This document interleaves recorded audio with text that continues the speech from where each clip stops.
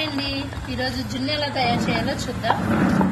ముందుగా మంచి పాలు తీసుకొని బెల్లం చెదగొట్టుకొని మెత్తగా దాన్ని ఇందులో కలిపేసుకోవాలి, శుభ్రంగా కరిగేటట్టుగా.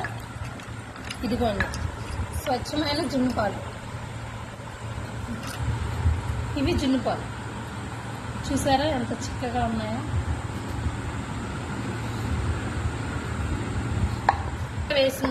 ఇవి కూడా వేసిన తర్వాత మొత్తం నీట్గా కలుపుకోవాలి.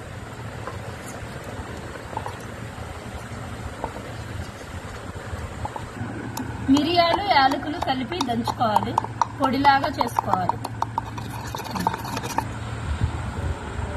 దంచుకునే పొడిని ఈ పాలల్లోనే కలిపేసుకోవాలి.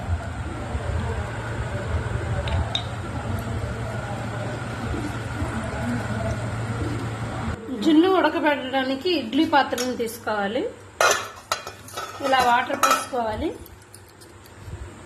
వాటర్ వేసుకున్న తర్వాత ఈ ముందుగా మనం కలిపి పెట్టుకున్న పాలని ఇందులోనే పెట్టాలి. దీనికి సరిపడా మూత పెట్టుకోవాలి. దీనికి సరిపడా మూత పెట్టుకోవాలి. తర్వాత దీన్ని కూడా ఇట్లా క్లోజ్ చేయాలి. మనం ఇడ్లీ ఎలా ఉడకబెడతామో అట్లా. ఇప్పుడు స్టవ్ ఆన్ చేసుకొని కనీసం ఒక హాఫ్ అన్ అవర్ ఉడకనివ్వాలి మీడియం ఫ్లేమ్లో.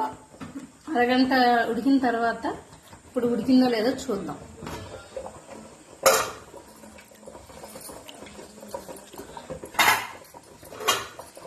జున్ను ఉడికిందో లేదో చూడడానికి ఇలా నైఫ్ తీసుకొని ఇట్లా గుచ్చితే ఇదిగోండి అంటుకోకుండా ఇట్లా చాకొస్తే ఉడికిపోయినట్టు.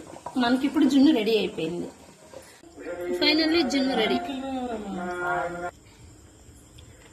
Like, share.